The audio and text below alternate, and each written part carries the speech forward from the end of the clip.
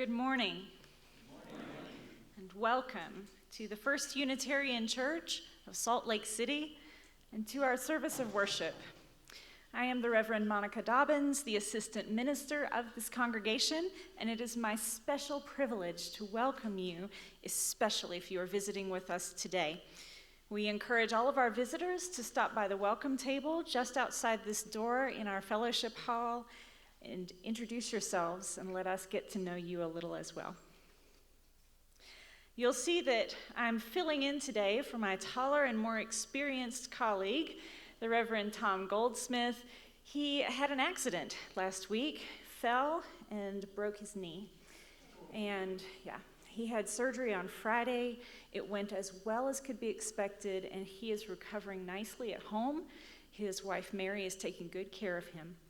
And he thanks you all for your prayers and well wishes, and let's continue to think of him as the days go on. Our chalice lighting words today come from the Reverend Sarah Lammert. The element of fire represents passion, veracity, authenticity, and vitality. If the chalice is the supporting structure of Unitarian Universalism, then we are the flame. We are the flame, fanned strong by our passion for freedom, our yearning for truth-telling, our daring to be authentic with one another, and the vitality we sustain in meeting together. In all of this, there is love.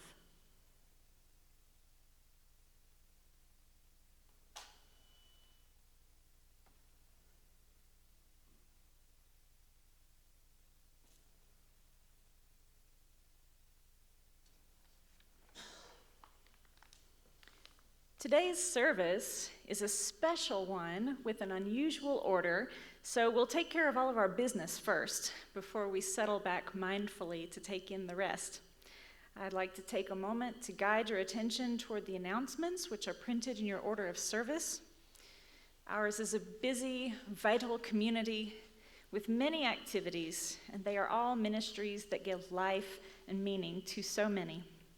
Let me point out a few of timely importance. First, I'd like to give a shout out to our auction committee led by Michelle Page, who led a wonderful event last night. Thank you so much.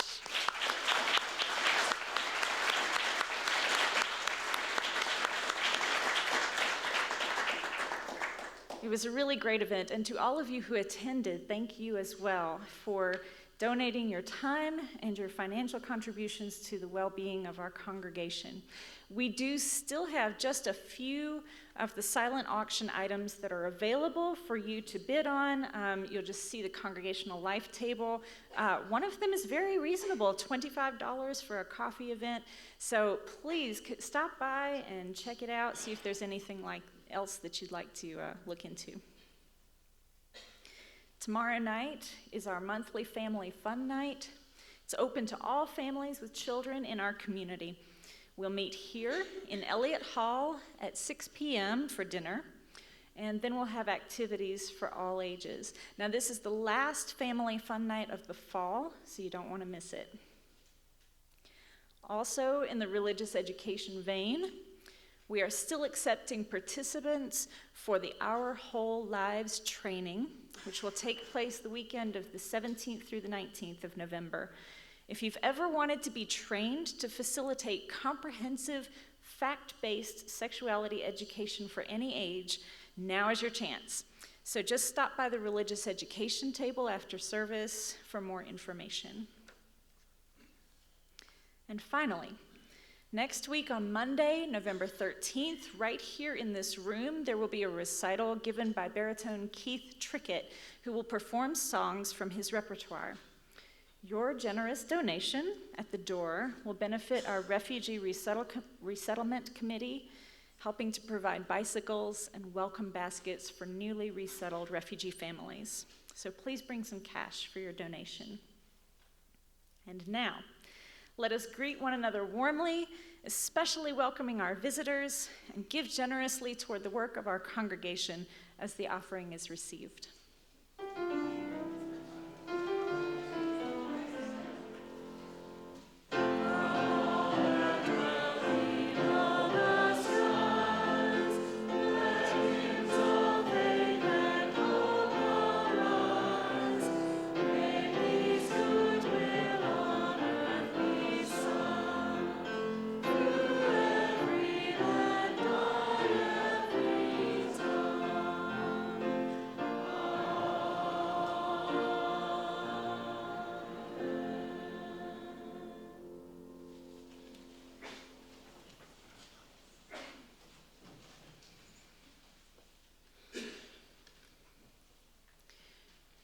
We tend to think we live in unusual times.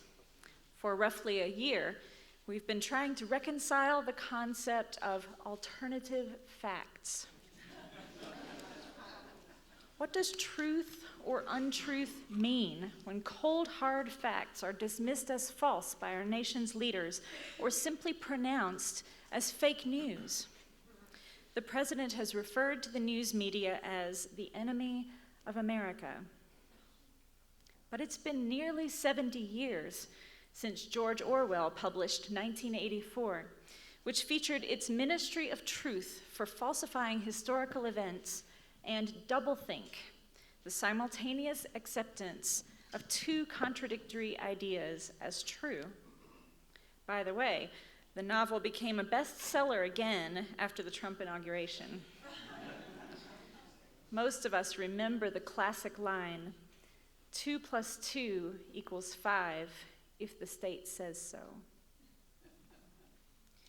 Revealing the disregard for truth in the public square was also unveiled in 1882 in Henrik Ibsen's play, An Enemy of the People. Through Kathleen Cahill's fine edit of the play and her direction of our 4 play readers this morning, we will experience a playwright's perspective on truth as malleable and the dire consequences that follow. In this case, a small-town Norwegian mayor is pitted against his brother, a doctor, who has determined through scientific testing that the town's spa water is contaminated. The spa was to serve as the economic lifeline to the citizens of the town, and thus truth, even scientific truth, becomes expendable. All the evidence is contravened, and the mayor begins a character assassination on his brother, whereby the doctor incredulously gets perceived as an enemy of the people. An immediate parallel that comes to mind are the twisted lies pertaining to the water system in Flint, Michigan. In order to save money, despite putting thousands of citizens, mostly children, in grave peril, finances are presented as justifying the deception. In the world of moral philosophy, when distinguishing among different sorts of lies, what becomes pivotal in any moral assessment is the intended truthfulness or deception. The umbrella of truthfulness remains fairly large in scope. A false person is not merely wrong or mistaken or incorrect. It is one who is intentionally deceitful or treacherous. Clearly, our current administration is not the first to betray truth for personal or ideological reasons, intending deception by whatever means seem inherent in the human condition. Ibsen makes this crystal clear in An Enemy of the People. Act 1. A meeting between the doctor and the editor of the newspaper, The Monitor.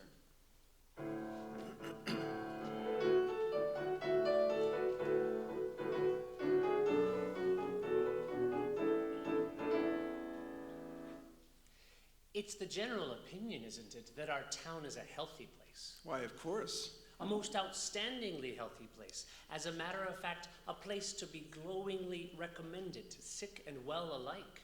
We've recommended it and praised it to the skies. I've written endlessly in the Monitor and in pamphlets.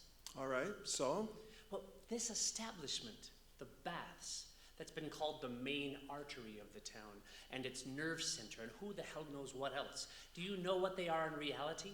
These great, splendid, celebrated baths that have cost such a lot of money. You know what they are? No, what are they? The whole place is a breeding ground for disease. But that's incredible, Doctor. It's poisoned. All that pollution from the tannery up at Moladal, all that reeking waste from the mill, it's seeped into the pipes feeding the pump room. And the same damn poisonous slop's been draining out on the beach as well. You mean in the bathing area? Exactly. How can you be so certain of all this, Doctor? I've investigated the facts as scrupulously as possible. I've sent samples of both the drinking water and the seawater to the university for laboratory analysis. And you've just received it? There's irrefutable proof of the presence of decayed organic matter in the water. It's teeming with bacteria, unsafe, dangerous to health for either external or internal use. And what do you plan to do now, Doctor? To fix it, of course. Can that be done? It's got to be. Otherwise, the baths are totally useless, ruined. The whole water system has to be rebuilt. The whole water system? Well, obviously. The intake's too low. It has to be lifted to a position much higher up. I wrote opposing the plans when they were starting construction, but nobody would listen to me then. Well, now I've written a report for the board of directors. I've just been waiting for this to send it to them. Well, what do you think your brother, the mayor, will say? What should he say? Undoubtedly, he has to be glad that this has been brought to light. May I have your permission to run a little item about your discovery in the Monitor? I'd be very much obliged if you would. The public should hear about this, and the sooner the better. Absolutely. So help me, Doctor, you're the foremost citizen of this town.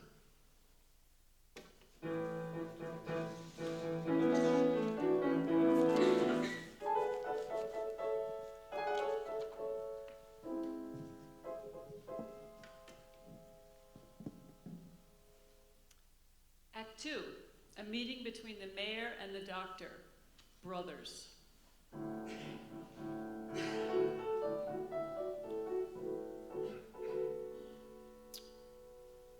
Was it necessary to press all these investigations behind my back? Well, as long as I didn't have absolute proof, then And now you think you do? you must be convinced of that yourself.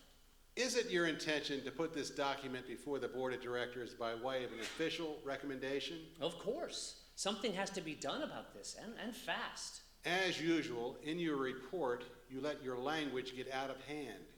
You say, among other things, that what we're offering our summer visitors is guaranteed poison. But Peter, how else can you describe it? You've got to realize this water is poison for internal or external use, and it's foisted on poor, suffering creatures who turn to us in good faith and pay us exorbitant fees to gain their health back again. And then you arrive at the conclusion, by your line of reasoning, that we have to build a sewer to drain off these so-called impurities from Mollendal, and that all the water mains have to be rebuilt. Well, do you see any other way out? I don't. Have you gone through the trouble of estimating what these proposed changes would cost?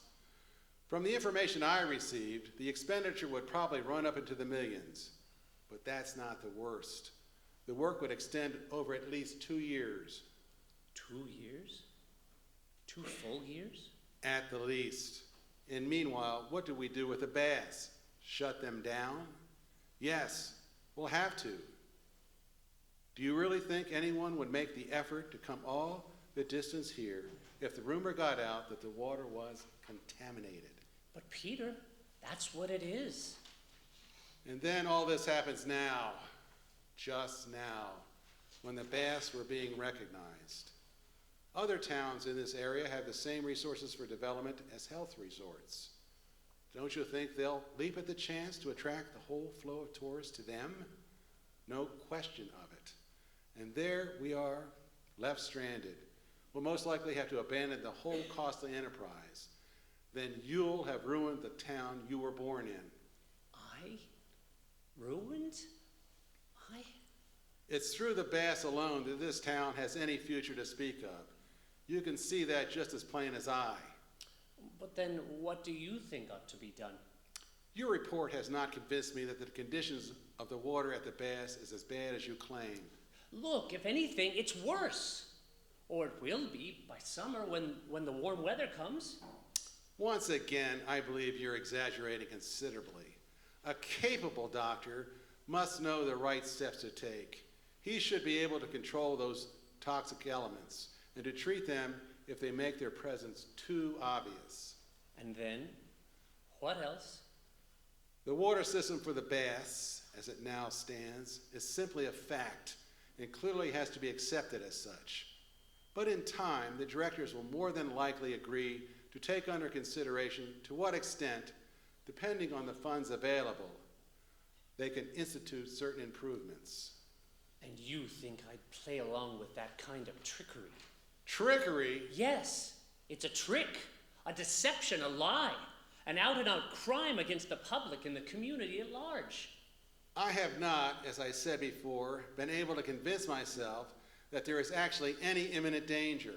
My report is perfectly accurate. It's impossible that you should not be convinced.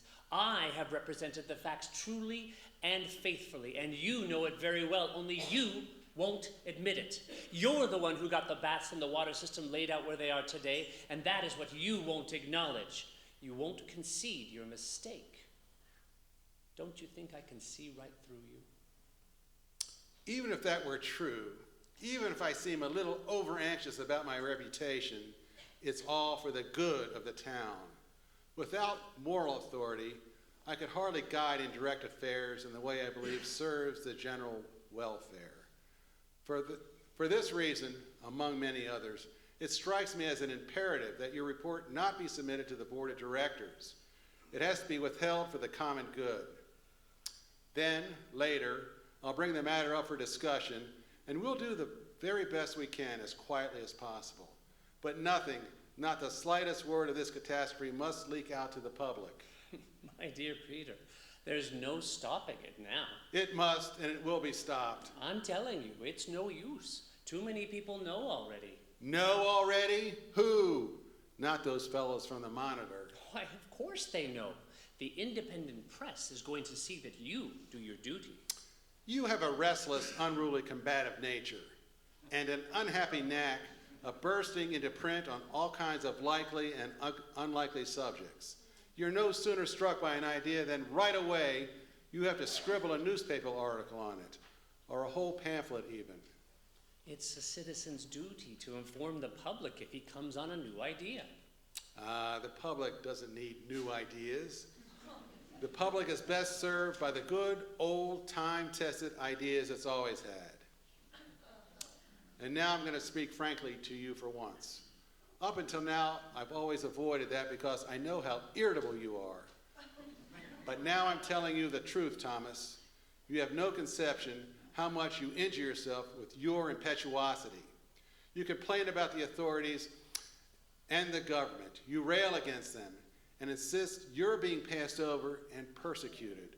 But what can you expect for someone as troublesome as you are? Oh, so I'm troublesome too? Yes, Thomas, you are a very troublesome man to work with. You want to attack your superiors. It's your old pattern. You can't stand any authority over you. You resent anyone in a higher position and regard him as a personal enemy. And then one's weapon's as good as another to use.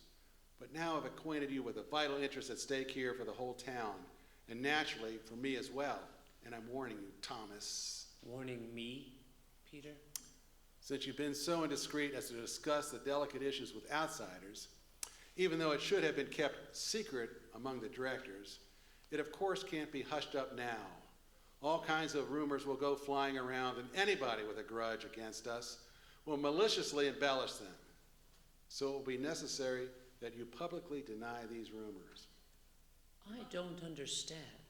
After further investigation, you'll arrive at the conclusion that things are far from being as critical or dangerous as you first reported.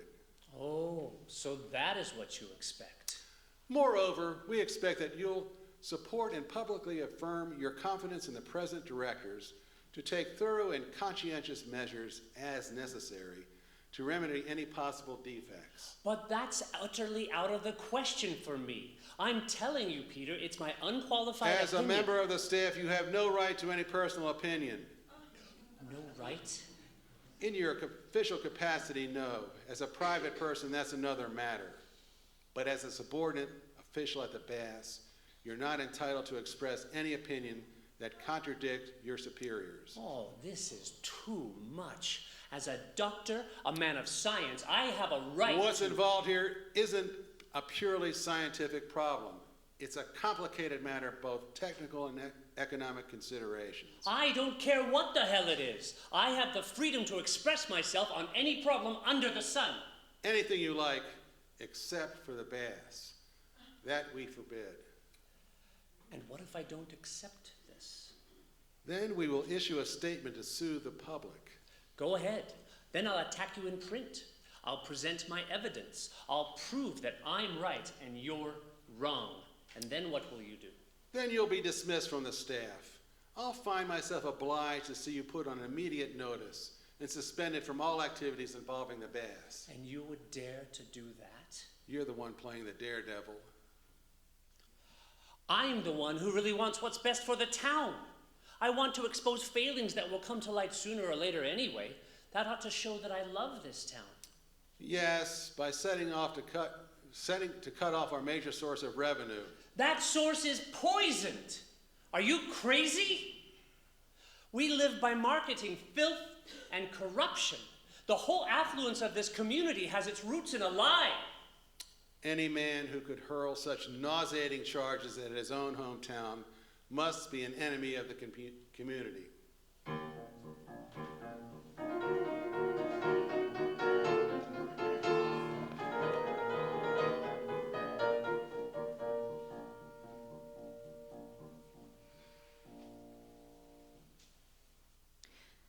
Ibsen may have been one of the first writers to openly question whether we live in a post-truth world. The small Norwegian town serves as a microcosm for the unraveling of society after it has been ethically assaulted. It makes us reflect on how democracy can possibly function once truth becomes an inconvenience.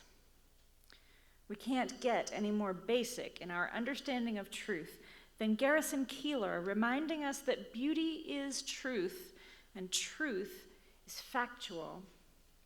He recently wrote, "Truth begins with facts. Facts are solid like bricks. You build a house out of facts, the wolf won't blow it down. But you drop a fact on your foot, it hurts." In An Enemy of the People, facts are an inseparable part of science. We may not always find the facts expedient for our own self-interests, but somehow we need to recognize facts as facts, don't we? In America today, the Republican Party's war on science has made facts dispensable.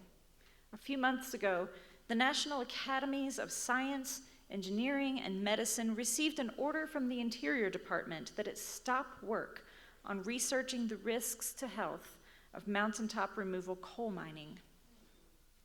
The study had been requested by 2 West Virginia health agencies following multiple studies suggesting increased rates of birth defects and cancer among people living near big surface coal mining operations in Appalachia.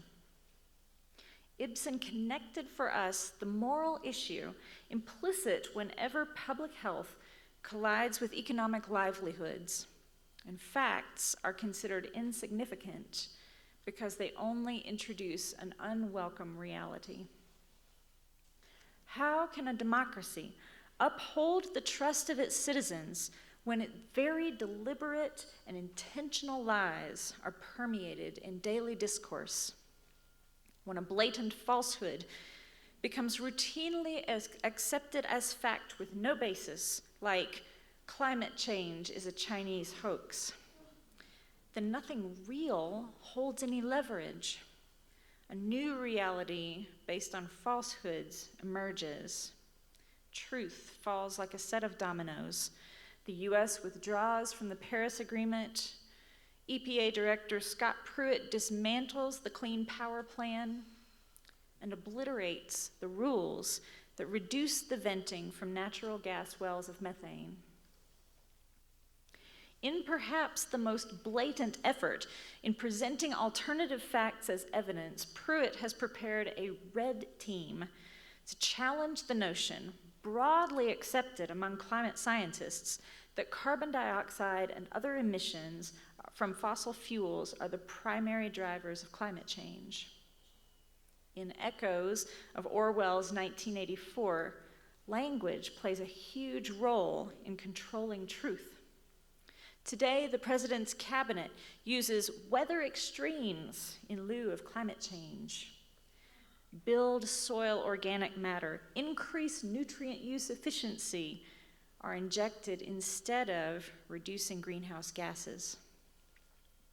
The Department of Energy has eliminated words like clean energy and new energy from its website. Ibsen raised the question in 1882, which still vexes us today: what happens when government feels free to deceive? Public officials who do so often feel that benefits will occur and harm will be averted, but they get it wrong every time. Deceit has a way of always being discovered, and the effects of such discoveries unravel the foundations of truth upon which a democracy depends.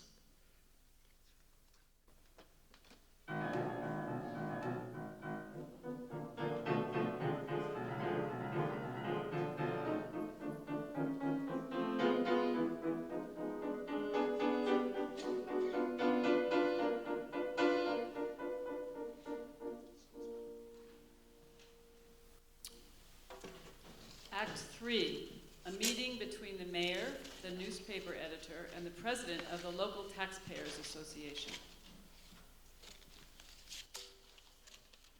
You're a sober-minded and thoughtful man, Mr. Aslaxon, I'm glad your honor holds that opinion. and a man of influence in many circles. Oh, that's mostly among the little people. The small taxpayers are the great majority, here as elsewhere. That's the truth. And I don't doubt that you know the general sentiment among most of them. Am I right? Yes, I dare say I do, Mr. Mayor.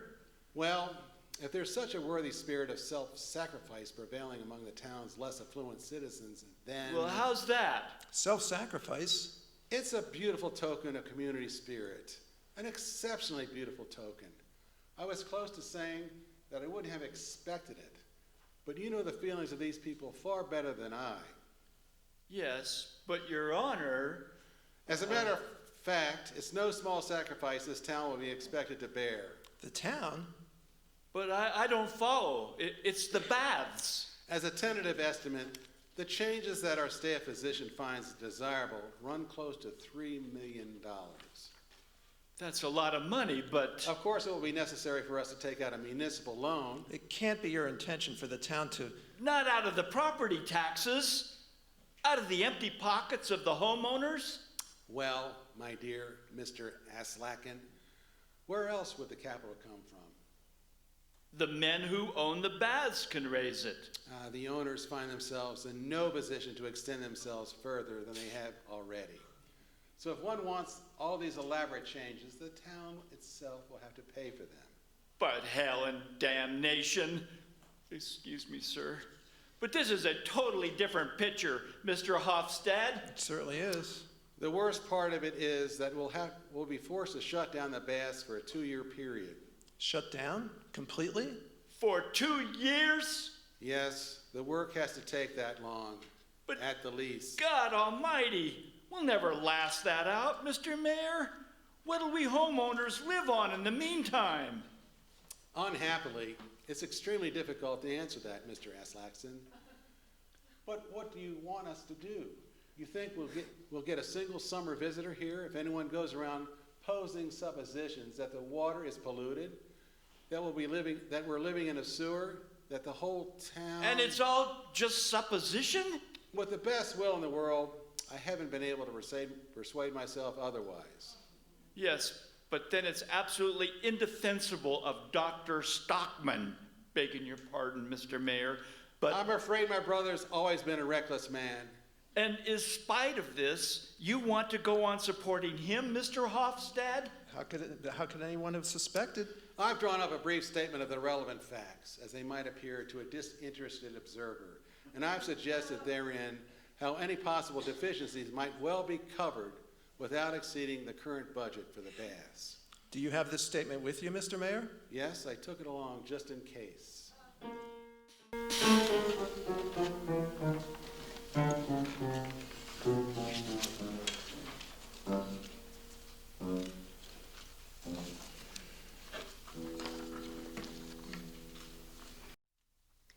It seems the wrenching divide in our nation today comes as a result not only of clashing visions for our nation's future, but the disappearance of facts and the erosion of truth. Are we witnessing the end of truth? If truth has lost its relevance in gaining public trust, then our society's foundations crumble and democracy dissolves into strongman rule. Ibsen sows the seed to that kind of interpretation as a person armed with facts who could have saved a community from doing harm is instead perceived as an enemy of the people. Through overt manipulation of the media and townspeople who represent groupthink. If Twitter were known to Ibsen, his play would have included a lot of tweets by the mayor against his brother. The use of social media has no doubt exacerbated the assault on truth and trust. Social networks and cyber hacking are helping spread vitriol and fake news at a breathtaking pace.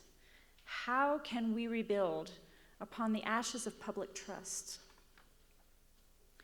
What feels particularly odd is that the progressive viewpoint, which is widely represented in this congregation, poses no radical ideas, but simply aims to defend the merits of truth. And we ask, what has meaning any longer when we lose the basic threads of trust that offer confidence to the public? Duplicity factors significantly in the Ibsen play, and of course in our lives as well. It comes in many guises, like evasion, euphemisms, and exaggerations. But ultimately, don't we also have to ask about conscience? Our conscience and the conscience of public leaders.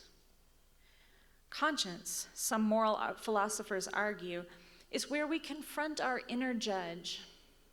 What has happened to this inner judge that has guided us in the pursuit of truth, or minimally helps us avoid perpetuating intended lies?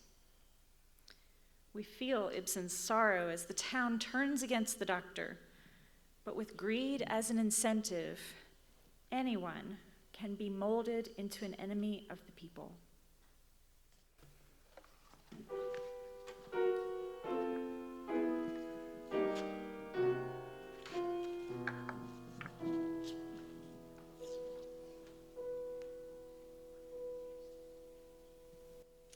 Act 4, a town meeting. Dr. Stockman has the floor. I should like to have seen anyone a few days ago dared to try to silence me as they have tonight. I have great disclosures to make, my friends. I'm going to unveil a discovery to you of vastly different dimensions than this trifle, that our water system is polluted and that our health spa is built on a dunghill. Don't talk about the bad. We won't listen. I've said I'd talk about the great discovery I've made these last few days. The discovery that all the sources of our spiritual life are polluted and our entire community rests on a cesspool of lies. What's he saying? What's he saying about it? We haven't heard anything about this. The speaker is urged to be more moderate. Yesterday morning, no, actually it was the night before last, the eyes of my spirit were opened wide, and the first thing I saw was the consummate stupidity of the authority. Hey, what is that? This is ridiculous. By the powers vested in me. But it's petty to get hung up on a word, Mr. Aslaksen. My friends and neighbors, I'll say nothing further about our leading citizens. They're not the most insidious enemies of truth and freedom in our society. Who then? Who are they? Name them. Yeah. Yes, you can bet I'll name them. That's because exactly my great discovery yesterday, the most insidious enemy of truth and freedom among us is the solid majority. Yes, the damned solid majority. That's it. Now you know. Oh, come on, we've heard enough of this now. As Lock him chairman, up. It's I enough. urge the speaker to withdraw his irresponsible comments. Not a chance, Mr. Aslaksen. It's that same majority in our community that's stripping away my freedom and trying to keep me from speaking the truth. The majority is always right, and it acts for truth. All these majority truths are like last year's salt meat, like rancid, tainted pork. And there's the cause of the moral scurvy raging around us. It strikes me that the distinguished speaker has strayed rather far from his text. Also, part of my new discovery is that broad-mindedness is almost exactly the same as morality. That's why I say it's simply inexcusable of the Monitor, day in and day out, to promote the fallacy that it's the masses, the solid majority, who stands as the guardian of tolerance and morality. And that degeneracy and corruption of all kinds are sort of byproduct of culture, filtering down to us like all the pollution filtering down to the baths from the tanneries at Moladal. It's ignorance and poverty and ugliness in life that do the devil's work. In a house like that, within 2 or 3 years, people lose all power for moral thought and action. Lack of oxygen dulls the conscience. And there must be a woeful dearth of oxygen in the houses of this town, it seems, if the entire solid majority can numb their consciences enough to want to build this town's prosperity on a quagmire of duplicity and lies. It's intolerable, such a gross attack on the whole community. Rule the speaker out of order. Out of order. Then Out of I'll order. cry the truth from every street corner. I'll write to newspapers in other towns. The entire country will learn what's happened here. It almost looks like the doctor's determined to destroy this town. Yes. I love my town so much, I'd rather destroy it than see it flourishing on a lie. Any man who destroys a whole community must be a public enemy. What's the difference if a lying community gets destroyed? It ought to be razed to the ground, I say. You'll contaminate this entire nation in the end, till the land itself deserves to be destroyed. And if it comes to that, even then, let this whole land be destroyed. Let its people be stamped out. Oh, He's our enemy. He hates his country. He hates everyone. Dr. Stockman has revealed himself in a manner beyond anything I've ever dreamed. I propose that we express this judgment in a resolution as follows. This meeting declares that it regards Dr. Thomas Stockman, staff physician at the baths, to be an enemy of the people. This meeting is adjourned.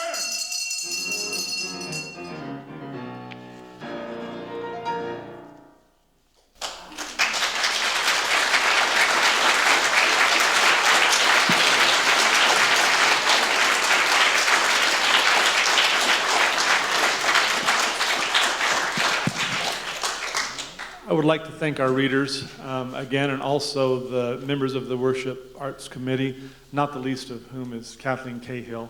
Thank you so much, Kathleen.